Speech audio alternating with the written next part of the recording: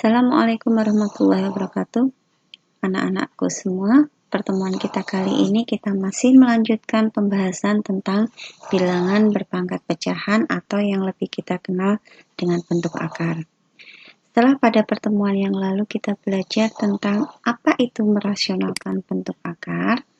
Nah, kita ulang sebentar tentang apa itu merasionalkan bentuk akar. Untuk merasionalkan bentuk akar ini kita sebut sebagai bentuk yang sudah rasional jika ada 3 syarat. Kemarin syarat yang pertama adalah tidak ada faktor yang pangkatnya lebih dari 1 di sini.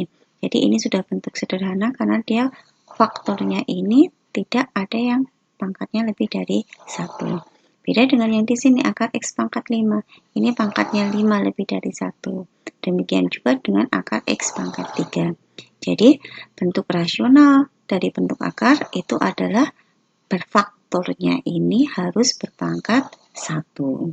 Nah, bentuk yang kedua dari bentuk rasional adalah tidak boleh ada bentuk akar pada penyebut. Sehingga kalau di sini ada 1 per akar X, pada penyebut ini ada bentuk akar, maka dia harus kita rasionalkan. Jadi syarat yang kedua, bentuk akar itu akan rasional jika dia tidak memiliki bentuk akar pada bagian penyebut. Nah, rasional berikutnya apa syaratnya? Jika tidak ada yang bentuk pecahan.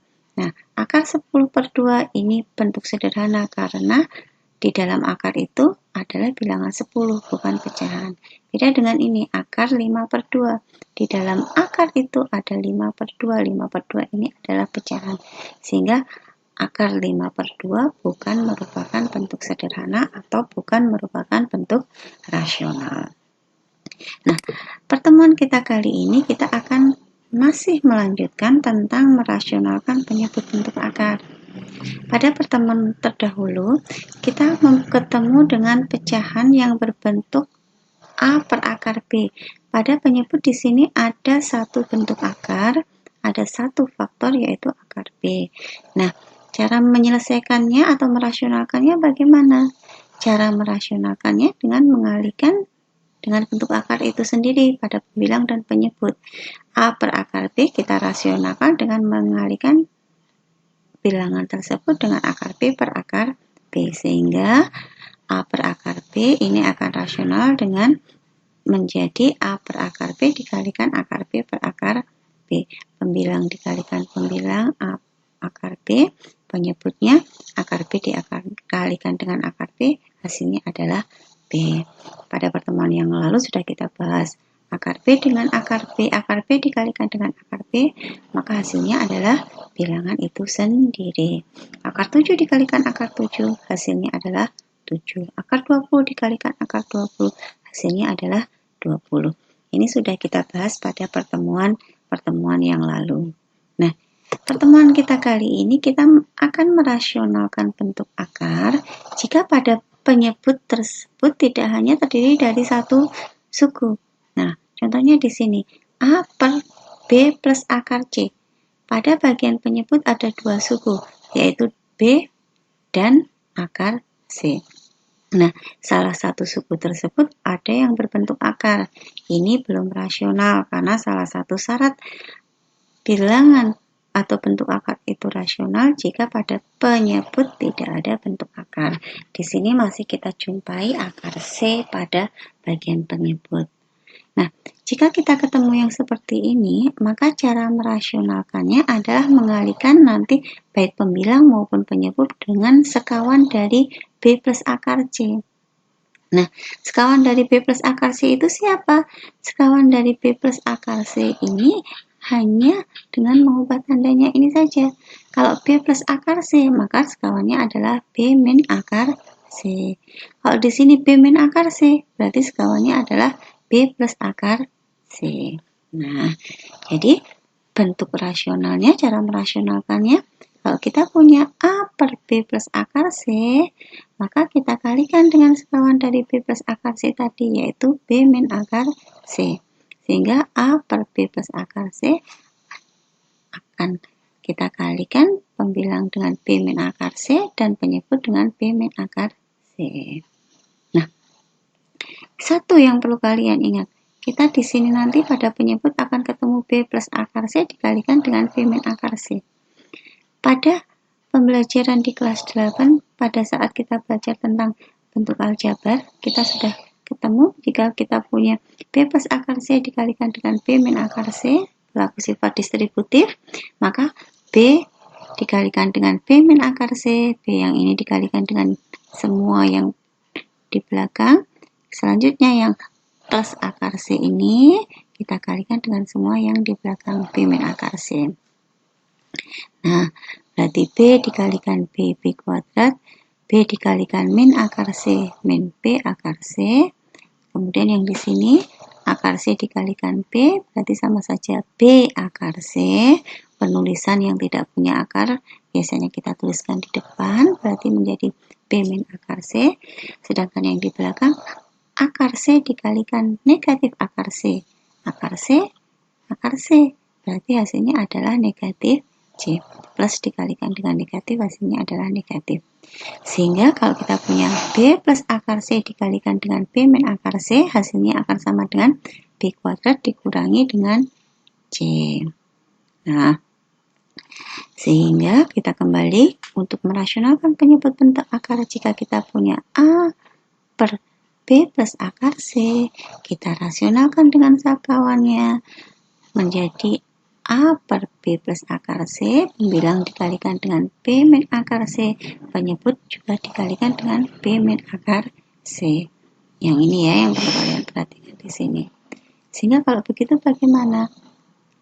Pembilang dikalikan pembilang A dikalikan B min akar C, penyebut dikalikan dengan penyebut B plus akar C dikalikan dengan B min akar C. Hasilnya ini tadi, B kuadrat dikurangi dengan C. Nah, inilah cara merasionalkan penyebut bentuk akar jika pada penyebut terdiri dari dua suku. Oke, sekarang kita coba kita selesaikan soal-soal berikut ini. Nah, di sini benar ada dua contoh soal, kalian cermati baik-baik sehingga kalian akan bisa mengerjakan pada soal penugasan yang akan Ibu sampaikan pada akhir video kali ini. Nah, di sini kita punya 2 per akar 2 plus 1. Pada bagian penyebut ada dua suku, akar 2 dan 1. Siapa sekawan dari akar 2 plus 1? Ya, tinggal kita ubah saja plusnya dengan negatif. Nah, inilah sekawan dari akar 2 plus 1, yaitu akar 2 dikurangi 1. Pembilang dikalikan dengan akar 2 min 1, maka penyebut juga dikalikan dengan akar 2 min 1. Siapa hasilnya? Pembilang dikalikan pembilang. 2 dikalikan akar 2 min 1. Penyebutnya akar 2 plus 1 dikalikan akar 2 min 1. Siapa tadi? B kuadrat. Nah, akar 2 dikalikan akar 2. Hasilnya 2. Dikurang. Nah, plus dikalikan min, hasilnya min 1 pangkat 2. 1 kali 1 hasilnya 1. Sehingga muncul 2 akar 2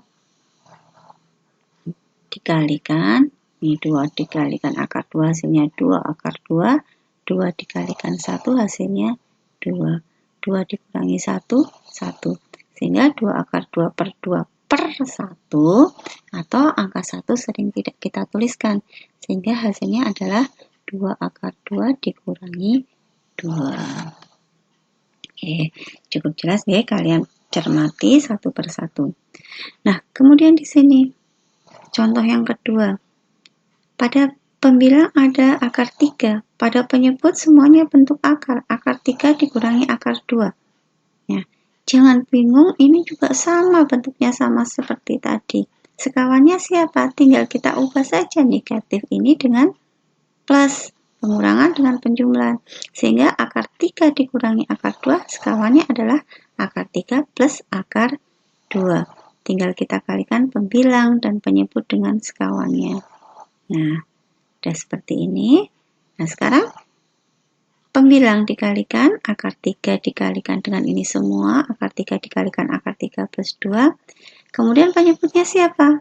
B kuadrat dikurangi A kuadrat, berarti akar 3 pangkat 2, akar 2 pangkat 2. Akar kalau dipangkatkan hilang akarnya, sehingga menjadi 3 dikurangi 2. Akar 3 pangkat 2 itu 3, akar 2 pangkat 2 itu adalah 2. Sehingga kalau kita kalikan, di sini akar 3 dikalikan akar 3, ketemu akar yang sama, berarti hasilnya 3. Ya, kemudian yang di belakang, akar 3 dikalikan akar 2. Akar 3 dikalikan 2. Penulisannya biasanya 2-nya di depan. Nah, akar 2 dikalikan akar 3 itu siapa? Akar 6. Sama-sama di bawah akar. Sehingga kalau kita menjadi 3 plus akar 6 per 1. Atau kita tuliskan 3 plus akar 6. Ini sudah selesai, tidak boleh menjadi 3 plus akar 6 itu menjadi akar 9, tidak bisa.